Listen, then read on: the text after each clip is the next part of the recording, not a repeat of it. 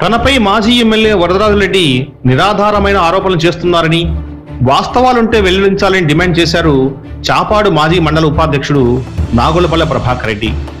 తాను తప్పు చేసి ఉంటే ఏ శిక్షకైనా సిద్ధమని చెప్పారు. స్థలాల విషయంలో తాను అరాచకాలకు పాల్పడుతున్నానని ఆరోపిస్తున్న పెద్దాయన ఆయన ఇంట్లోని వ్యక్తులు చేస్తున్న అరాచకాలను మర్చిపోతున్నారని ఆరోపించారు. తానెక్కడా చట్టవిరుద్ధంగా వ్యవహరించలేదని, వ్యాపారాలు చేసుకుంటూ రాజకీయాలు చేస్తున్నారన్నారు. తనపై వరదరాజరెడ్డి చేసిన ఆరోపణలను ఖండించారు. సీనియర్ నాయకుడిగా ఉన్న వరదరాజరెడ్డి ఇలాంటి ఆరోపణలు చేయడం తగదని నాగులపల్లి ప్రభాకర్ రెడ్డి ప్రొద్దుటూరు ప్రెస్ క్లబ్ లో ఏర్పాటు చేసిన విలేకరుల సమావేశంలో పేర్కొన్నారు. నేను వ్యవసాయ వ్యాపారం చేసుకుంటూ రాజకీయాల్లో ఉన్నాను.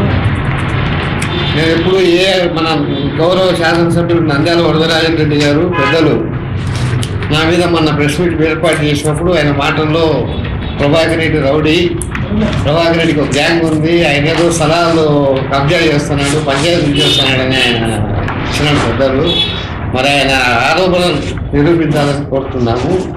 ముఖ్యంగా వరదరాజరెడ్డి గారే దౌర్జన్యాలు దందాలు వాళ్ళ ఇంట్లో పెట్టుకొని ఆయన మమ్మల్ని అంటే ఎట్లా మేము ఎక్కడైనా ఎక్కడ ఏ విధమైన దందాలు కానీ లేకపోతే ఇంకోటి కానీ మేము ఏ విధమైన ఏం చేయడం లేదండి. పొద్దుటూరులో సార్ మా మీద నిష్కారణంగా అనవసరమైన ఆరోపణలు చేసినాడు.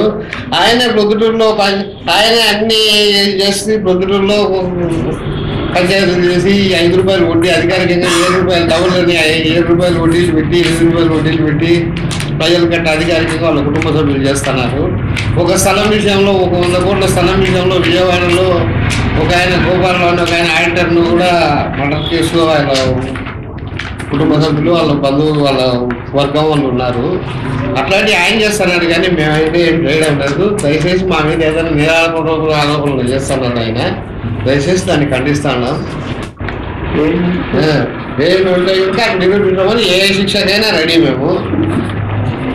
పొద్దుటూరులో ఒక న్యాయవాది ఈవి సుధాకర్ కూడా డబ్బులు బాకీ ఉంటే ఏదో అడుగుతున్నాడని పిలిపించి ఆయన కూడా కొట్టడం వాస్తవము.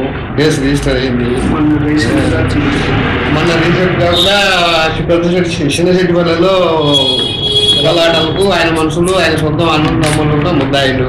మేము అట్లాంటి ఏం చేయడంలే. మేమేదో ప్రశాంతంగా గడుపుతున్నాము. ఎందుకు మమ్మల్ని ఇంట్లో లాగడం ఆయన అనవసరంగా ఊరికి ఆయన ఉద్యోగం మాట్లాడి లాగితే ఎట్లా. పొద్దుటూరు శెట్టి గారి దగ్గర దాదాపు 100 కోట్లు పొద్దుటూరు వ్యాపారస్తుల దగ్గర కానీ శెట్టి గారి దగ్గర కానీ 100 కోట్లు వాళ్ళ కుటుంబ సభ్యులు 100 కోట్లు డబ్బులు తీసుకున్నారు. ఈ డబ్బులు ఇస్తామని డ్రిల్ ఇస్తామని చట్టవిరుద్ధమైన పనులు అవన్నీ చేస్తున్నారు వాళ్ళు. ఎట్లాంటివన్నీ వాళ్ళు చేస్తున్నారు. ఊరికి చేసి మేము చేస్తామని చెప్పి నిష్కారణంగా మా మీద ఆరోపణలు చేయడం ఆయనకు తగదు. ఆయన పెద్దరికి ఆయన తగదు. 5 సార్లు ఓడిపోయినాడు, 5 సార్లు గెలిచినాడు వరదరాజరెడ్డి గారు. ఆయన నిరాధారమైన ఆరోపణలు చేయడం సిగ్గుచేటు. దయచేసి నా మీద ఆరోపణలు నేను ఖండిస్తాను. ఏదైనా కూడా ఆయన అధికారికంగా చట్టపరంగా చర్యలు తీసుకోవాలి.